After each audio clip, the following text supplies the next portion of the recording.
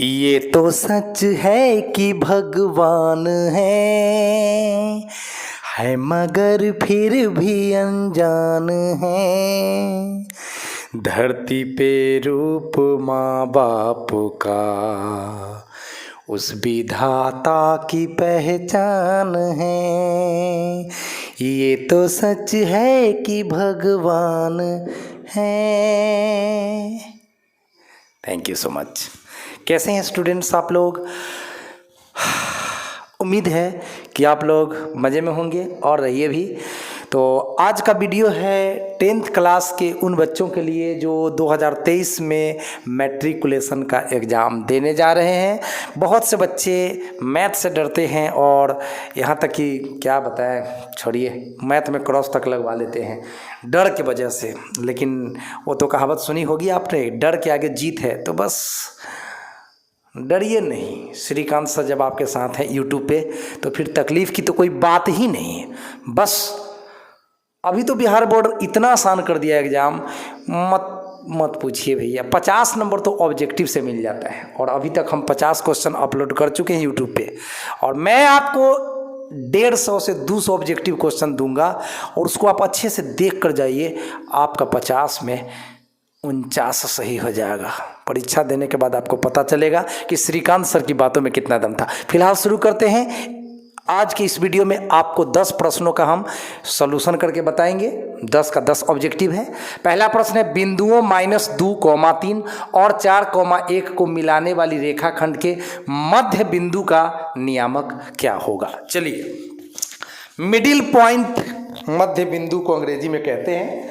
तो मान लीजिए कि हमारे पास पहला का सॉल्यूशन है, ये एक रेखाखंड है प्यारे बच्चों, इसका कुछ नाम रख दो ए बी। अब ए का नियामक दे रखा है -2,3, यहाँ पे हम लिख देते हैं -2,3 और बी का नियामक दे रखा है स्टूडेंट्स 4,1। अब इसका हमें चाहिए क्या? मध्य बिंदु। मध्य बिंदु का मतलब प्यारे बच्चों कि हमें ए बी पर एक सी चाहिए। ए बी पर एक सी चाहिए इस तरह से कि सी से ए का दूरी और सी से बी का दूरी इक्वल हो, समान हो, बराबर हो। तब तो हम कहेंगे कि सी ए बी का मध्य बिंदु है, बीच का बिंदु, मिडिल पॉइंट। ठीक ना? चलिए, तो इसमें हम दो साइन दे देते हैं ये समझने के लिए कि जितना सी ए उतना सी बी, सी ए बराबर सी बी। अगर सी ए सी बी के बराबर है तभी तो हम बोलेंगे कि सी ए बी का मध्य बिंदु है। तो इसीलिए हम सी का फॉर्मूला लिखते हैं प्यारे बच्चों, x1 + x2 बटा 2, y1 + y2 बटा 2। आपका x1 y1 है ये, x1 y1 है ये, और आपका x2 y2 है ये। अब मान बैठाने तो आपको आता ही होगा।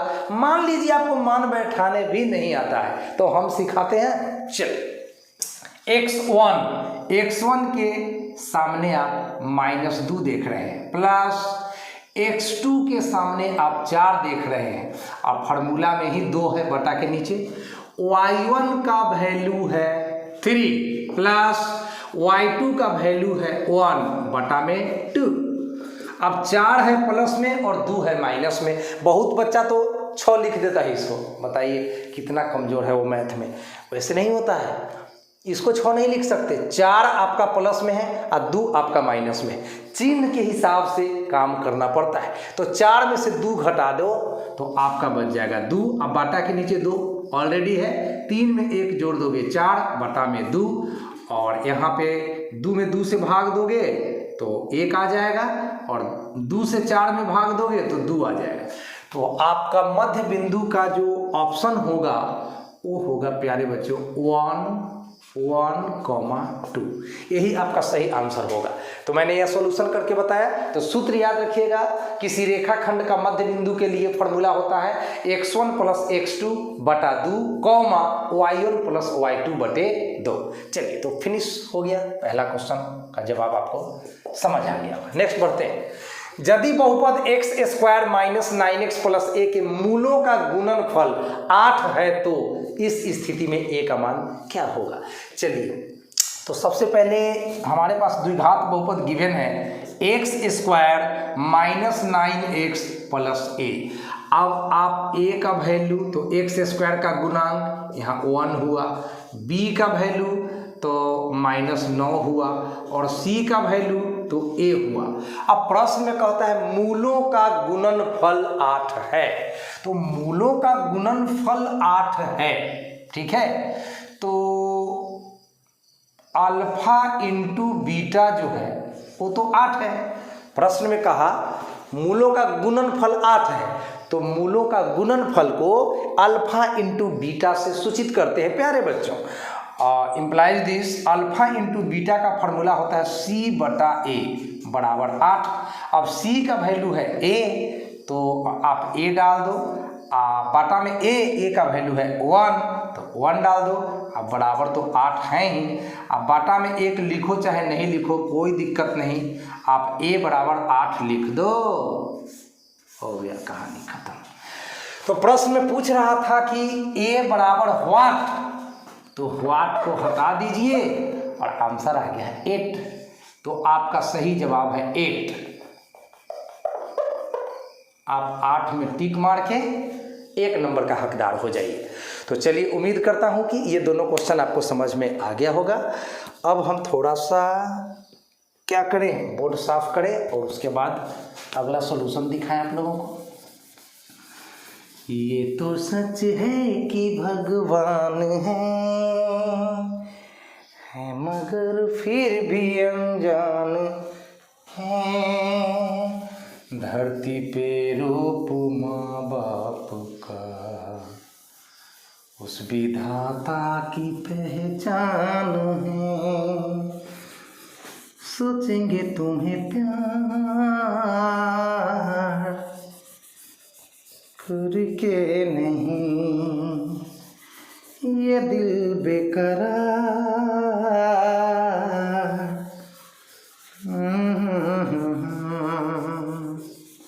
चलिए हो गया साफ सुथरा स्वच्छ भारत अभियान। मजा आ रहा है कि नहीं आ रहा है? एकदम हर वक्त हंसते खेलते रहिए भैया। सवाल नंबर 3, यदि cos a का मान 1/2 के बराबर होगा तो 1 - 2 cos स्क्वायर a का मान क्या होगा। इसके लिए आपको 4 ऑप्शन दिए जाएंगे, जिसमें एक सही होगा, 3 गलत होगा। गलत से तो कोई मतलब है नहीं, हमें तो सही सलूशन चाहिए। तो cos a का मान प्यारे बच्चों, cos a का मान 1/2 दिया हुआ है, ठीक है, और हमें निकालना है 1 - 2 cos स्क्वायर a। तो 1 - 2 cos स्क्वायर a, आइए इसको सरल कर देते हैं। 1 - 2 उतार दिया, cos a का वैल्यू 1/2 स्क्वायर है तो दे दो स्क्वायर। 1 - 2 1/2 का स्क्वायर कितना होगा 1/4, 2 दूना 4 कट गया, कटा कि नहीं कटा, कट गया। अब 1 में से 1/2 घटा देना है, 1 में से 1/2 घटा देना है, यानी कि 1 में से आधा घटा देना है, तो आधा बच जाएगा ना, तो इसका आंसर हो गया आधा और आधा। चलिए क्लियर हो गया। 4 नंबर में आ जाइए, अब 4 का सॉल्यूशन देखते हैं। तो 1/2 इसका आंसर हो गया जी, 1/2। 8 sec square theta minus 8 tan square theta क्या होगा। लीजिए 8 sec square theta minus 8 tan square theta का मान क्या होगा। आप 8 कॉमन ले लो, देखो 8 यहाँ मिलता है, 8 यहाँ मिलता है, 8 ले लिया मैंने स्टूडेंट्स कॉमन लेने के बाद बच क्या गया मेरे पास, तो बच गया sir sec square theta minus tan square theta. और त्रिकोणमिति अगर आप 10th क्लास वाला पढ़ चुके हैं तो sec square theta minus tan square theta equal to 1 होता है। याद कर लीजिए, ब्रैकेट में जो भी है उसका वैल्यू 1, 8 × 1 = 8, तो आंसर हो गया इसका 8। चलिए तो 4 का सॉल्यूशन हो गया। अब है y अक्ष पर के किसी बिंदु का x नियामक क्या होगा। चलिए तो 5 का सॉल्यूशन देखते हैं। ये है हमारा x अक्ष, ये है हमारा y अक्ष। चलिए, ये मूल बिंदु है, इसका नियामक 0,0 होता है। ये प्रथम पाद है, ये द्वितीय पाद है, ये तृतीय पाद है और ये चतुर्थ पाद है। ठीक है, ये x अक्ष y अक्ष। अब कह रहा है कि y अक्ष पर के किसी बिंदु का x नियामक क्या होगा। मान लीजिए y अक्ष पर कोई बिंदु मैंने यहाँ पे लिया, तो 0,1, ऊपर जाइएगा तो 0,2। तो इस तरह से नीचे अगर लेते हैं बिंदु बुआ, नीचे भी ले सकते हैं y अक्ष पर, तो यह 0,-1, नीचे जाइएगा तो 0,-2। तो y अक्ष पे कोई भी पॉइंट आप लोगे तो उसका x का वैल्यू 0 रहेगा। और इसका उल्टा भी बता देते हैं, अगर x अक्ष पर कोई पॉइंट लोगे तो उसमें y का मान 0 रहने वाला है। y अक्ष पर स्थित बिंदु का x नियामक 0 और x अक्ष पर स्थित बिंदु का y नियामक 0। तो यहाँ तो फिलहाल क्वेश्चन था कि y अक्ष पर के किसी बिंदु का x नियामक क्या होगा, तो आंसर हुआ 0 यानी 0। तो 5 का आंसर हो गया 0। चलिए, अब क्वेश्चन नंबर 6, किसी वर्ग का विकर्ण है 16√2 सेंटीमीटर, तो वर्ग का भुजा कितना होगा। चलिए, तो इसका सॉल्यूशन देखते हैं हम लोग। 6 का सॉल्यूशन देखते हैं। एक वर्ग है हमारे पास, रफ कर लीजिए। वर्ग की चारों भुजाएं बराबर होती है, प्रत्येक कोण समकोण होता है। तो वर्ग का जो विकर्ण है, विकर्ण वो है 16√2। विकर्ण का मतलब ये वाला भी है, ये वाला भी है। कोई एक खींच लीजिए, दोनों विकर्ण तो बराबर ही होते हैं। तो चलिए, ABCD एक वर्ग है, उसका AC कोई विकर्ण है और इसका भुजा हम मान लेते हैं x। चारों भुजा तो सेम ही होगा, तो वर्ग के भुजा को मैंने x मान लिया। अब चलिए फटाफट कर लेते हैं। विकर्ण को D से सूचित करते हैं, क्योंकि विकर्ण का अंग्रेजी होता है डायगोनल, तो इसीलिए विकर्ण को हम लोग D से डिनोट करते हैं। और विकर्ण बराबर 16√2 दिया गया है, 16√2। अब वर्ग का विकर्ण का फॉर्मूला होता है, वर्ग का विकर्ण √2 इंटू भुजा, और भुजा कितना माने हैं x, बराबर 16√2। अब √2 से √2 का कहानी खत्म हो गया बुआ, तो x का मतलब आपका 16 आ गया। तो 16 सेंटीमीटर इसका भुजा हो गया। तो वर्ग की भुजा होगी, क्या होगी, 16 सेंटीमीटर होगी भैया।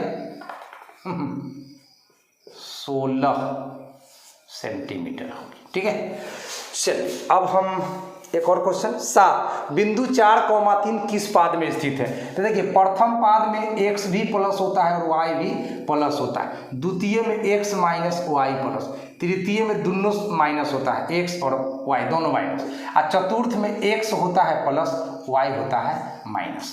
तो अभी आपका सवाल नंबर 7 का जवाब बड़ा आसान रहने वाला है। किसी बिंदु 4,3, 4 प्लस में और 3 भी प्लस में, यानी x भी प्लस में है, y भी प्लस में है। अब कहता है कि 4,3 किस पाद में है, तो इसका आंसर होगा प्यारे बच्चों प्रथम पाद। इसमें कुछ ज़्यादा करना होना नहीं, हम लोग फ्रेम में रहेंगे। चलिए, बिल्कुल फ्रेम में है। अब थोड़ा साफ कर देते हैं, उसके बाद 3 क्वेश्चन का और सोल्यूशन कर दूंगा। हो जाएगा आपका 50 क्वेश्चन क्लियर। प्यारे बच्चों, मेहनत करिए। रिजल्ट अच्छा चाहिए कि नहीं चाहिए, बोलिए, चाहिए कि नहीं चाहिए। बिल्कुल चाहिए। तो रिजल्ट अच्छा चाहिए तो काम भी अच्छा करना पड़ेगा ना, बताइए। अब सिर्फ चाहने से तो नहीं होगा, सिर्फ चाहने से हो जाता तो क्या बात था। करने से होगा, चाहने से तो नहीं होगा। लेकिन चाहना भी जरूरी है, चाहोगे तभी तो करने जाओगे, इसीलिए मन में चाहत रखो। चाहत न होती तू भी न होता।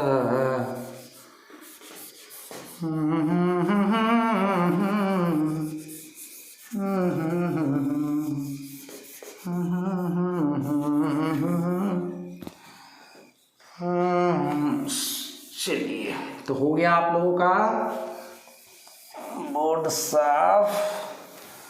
अब हम लोग करेंगे अपना कार्यक्रम स्टार्ट। चलिए,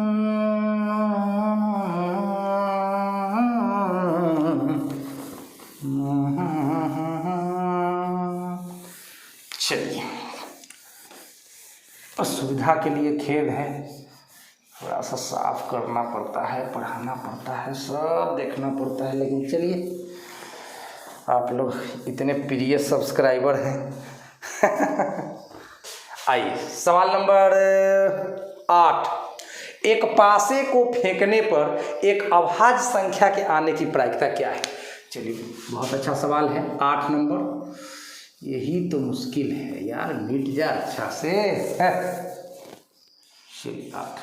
एक पासे को फेंकने पर सैंपल स्पेस जो होगा, यानी कि टोटल रिजल्ट, लूडो खेलते हैं, हाँ सर खेलते हैं, तो उसमें 1 2 3 4 5 6 यही रिजल्ट ना आपको आता है, तो वही ना पासा कहलाता है। हो 1 2 3 4 5 6, ये कुल रिजल्ट हो गया। एस का मतलब सैंपल स्पेस होता है, इसको हिंदी में प्रतिदर्श समष्टि कहते हैं। लेकिन हमें प्रायिकता किस बात का निकलना है? प्रायिकता का क्या मतलब? संभावना, ठीक है ना। कितनी संभावना है कि आपको एक अभाज्य संख्या फेंकने के बाद मिलेगी? तो अभाज्य संख्या हमारा घटना है, और घटना का अंग्रेजी होता है प्यारे बच्चों इवेंट। घटना का अंग्रेजी क्या होता है? इवेंट। इवेंट को हम लोग शॉर्ट में ई से डिनोट करते हैं, सूचित करते हैं। तो अब बताइए, इन 6 में अभाज्य संख्या कौन होगा? अभाज्य संख्या को अंग्रेजी में प्राइम नंबर कहते हैं। अभाज्य संख्या को अंग्रेजी में प्राइम नंबर कहते हैं। प्राइम नंबर वो नंबर होता है जो 1 से कटता है और अपने आप से कटता है, किसी तीसरे से नहीं कटता है। दूसरे शब्दों में कहें तो जिस संख्या के सिर्फ 2 गुणनखंड हो, 2 फैक्टर हो, उसे अभाज्य संख्या कहते हैं। तो अभाज्य संख्या इसमें 2 है, क्योंकि 2 से कटेगा ना तो 1 से कटेगा। 3 अभाज्य संख्या है, क्योंकि 3 से कटेगा ना तो 1 से कटेगा। और 5 अभाज्य संख्या है, क्योंकि 5 से कटेगा ना तो 1 से कटेगा। तो अभाज्य संख्या आपका हुआ 2, 3, 5। अब प्रायिकता का फॉर्मूला आप लोगों को पता होगा, PE बराबर NE बटा NS। अब E के भीतर आपका कितने एलिमेंट है? 1 2 3, और S के भीतर आपका कितने एलिमेंट है? 6। 3 दूना 6 कट गया, 1/2 इसका आंसर हो गया बउआ। तो चलिए, आपका सवाल नंबर 8 का सही आंसर होगा 1/2। अब है द्विघात बहुपद x² + 3x + 2 का शून्यक क्या होगा, यानी कि इसका सॉल्यूशन क्या होगा? शून्यक का मतलब क्या? x का कौन सा मान है जो इसको 0 बना देगा, वही उसका शून्यक होगा। तो हम सभी जानते हैं कि किसी भी द्विघात बहुपद के 2 शून्यक होते हैं। तो चलिए करके दिखाते हैं इसका। x² + 3x + 2 = 0 कर देते हैं, क्योंकि इसका शून्यक निकालना है। तो द्विघात बहुपद को हम 0 के बराबर कर दिए, अब इसका शून्यक निकल जाएगा। गुणनखंड विधि से सॉल्व करते हैं। 3x को लिख सकते हैं 2x + x, और 2 अपने स्थान पर = 0। इन दोनों में से आप x कॉमन ले लीजिए तो x + 2, और इन दोनों में से 1 कॉमन ले लीजिए तो x + 2 = 0। अब x + 2 दोनों में से कॉमन ले लीजिए तो यहाँ पर बच गया x + 1 = 0। इसीलिए x बराबर ये +2 है बुआ, तो उधर -2, आई +1 है तो -1, यही आंसर हो गया है ना। फ्रेम में -2, -1, -2, -1। चलिए हो गया, ठीक है। तो 9 नंबर सवाल का सोल्यूशन हो गया। कथी होगा? -2, -1। चलिए, अब लास्ट क्वेश्चन है, यदि संख्याएं 2x - 1, 3x + 2 तथा 6x - 1 समांतर श्रेणी में हो तो x का मान क्या होगा? इसके लिए ऑप्शन होंगे आपके पास, और हमने ऑप्शन नहीं लिखा है, डायरेक्ट इसका करेक्ट आंसर ही आपको बता देते हैं। ये है पहला पद, ये है दूसरा पद, ये है तीसरा पद, और तीनों पद समांतर श्रेणी में है। इसको शॉर्ट में बोले तो AP, अर्थमेटिक प्रोग्रेशन। तो 2x - 1, 3x + 2, 3x + 2, and 6x - 1, 6x - 1 AP में है, AP में है बुआ, AP में है। तो इसके लिए हम क्या करेंगे? बीच वाला जो पद है, बीच वाला जो पद है, यही न रे 3x + 2 वह साइड वाले पदों के जोगफल का आधा होगा। यही सूत्र आप लगाइएगा, साइड वाला जो पद है उसके जोगफल का क्या, आधा। तो 2x - 1 अब प्लस 6x - 1 अब बाई 2, क्रॉस गुना करोगे तो 2 तिहाई का 6x और 2 दूना का 4 इक्वल टू 2x में 6x जोड़ोगे तो 8x और -1 में 2। अब 4 अपने जगह पर रहेगा, -2 इधर आएगा तो +2 और 8x अपने जगह पर रहेगा और +6x उधर -6x होगा। 4 में 2 जोड़ोगे तो 6 और 8x में 6x घटाओगे तो 2x और 2 तिहाई 6 कट जाएगा, इसीलिए x बराबर 3, यही आंसर हो जाएगा। तो कटा तो नहीं ना, चलिए तो ठीक ठाक है। तो इस तरह से प्यारे बच्चों मैंने आप लोगों के लिए ऑब्जेक्टिव का 5वां पार्ट आज लागू कर दिया हूं, तो इसको आप लोग अच्छे से देखिए। अभी तक हमारे यूट्यूब चैनल इंटेलिजेंट हम थोड़ा सा हो जाता है बोलने में, है ना, चलिए सॉरी। हमारे चैनल इंटेलिजेंट मैथमेटिक्स क्लासेज पर अभी तक 50 क्वेश्चन अपलोड हो चुका है ऑब्जेक्टिव। उम्मीद करता हूँ कि आप सब वीडियो देख लिए होंगे, अगर नहीं देखे होंगे तो पार्ट 1, पार्ट 2, पार्ट 3, पार्ट 4 और ये पार्ट 5 सब बारी बारी से देखिए। 50 क्वेश्चन को स्टडी कीजिए, अपने कॉपी पर नोट कर लीजिए और कॉपी पर नोट करने के बाद थोड़ा प्रैक्टिस कर लीजिए और उसके बाद इसमें नोट कर लीजिए, उसके बाद ही परीक्षा देने जाइएगा। अभी आप लोगों के लिए हम 50 तो हो गया है, कम से कम 100 क्वेश्चन तो अभी और हम देंगे आपको, और कम से कम हो सकता है कि 150 भी दे दें, जिससे आपका 50 क्वेश्चन टकराना चाहिए, ये प्रयास मैं कर रहा हूँ। मेरा टारगेट है कि कोई भी बच्चा मैथ में फेल ना हो, कोई भी बच्चा मैथ में ना डरे। मैथ एक बहुत आसान विषय है, उसको आप थोड़ा सा फॉर्मूला याद करिए और क्वेश्चन में दिए गए जो मान है उसको फार्मूला में बैठा के जोड़ घटाव गुना भाग करना सीखिए। धीरे धीरे आदत डालिए, हो सकता है। पहले आप सोच को विकसित कीजिए, डेवलप करिए कि हमें पास करना है, हमें मैथ सीखना है, हमें डरना नहीं है। हमारे साथ श्रीकांत सर है और भी बहुत से टीचर हैं जिनका लेक्चर आप देख सकते हैं। कोई ज़रूरी नहीं दूसरे, अगर हम हमारे लेक्चर से सेटिस्फाइड नहीं हो तो बहुत से लोग हैं जो कि आपकी सेवा में लगे हुए हैं। किसी सर का लेक्चर से आपका लाभ होना चाहिए, आपके सपने पूरे होना चाहिए। तो अभी तक चैनल को सब्सक्राइब नहीं किया है तो please subscribe my channel and share my video and देखने के बाद लाइक करें, कमेंट करें। कोई तकलीफ़ हो तो बताएं, अच्छा लगे तो भी बताएं। जो भी अनुभव हो मतलब लिख दीजिए, ताकि आपके कमेंट को पढ़ने के बाद हमें कुछ लगेगा तो हम अपने अंदर मतलब और सुधार कर सकते हैं। अगर हमें ऐसा कुछ लगा कि हमारे व्यूअर्स, हमारे सब्सक्राइबर को कुछ और चीज़ चाहिए या कुछ और मतलब होना चाहिए वीडियो में, ऑडियो क्वालिटी, वीडियो क्वालिटी या किसी तरह का कोई भी प्रॉब्लम होता है तो आप उसको शेयर कीजिए, है ना, क्योंकि आपको तकलीफ़ नहीं होना चाहिए। क्योंकि आपको तकलीफ़ होगा तो फिर बाद में हमको तकलीफ़ होगा और हम नहीं चाहेंगे कि आपको तकलीफ़ हो। तो चलिए, आपसे विदा होने का वक्त आ गया है, तो मिलते हैं एक प्यारा सा वीडियो में। Thank you so much students, best of luck, अच्छा से पढ़ते रहिए।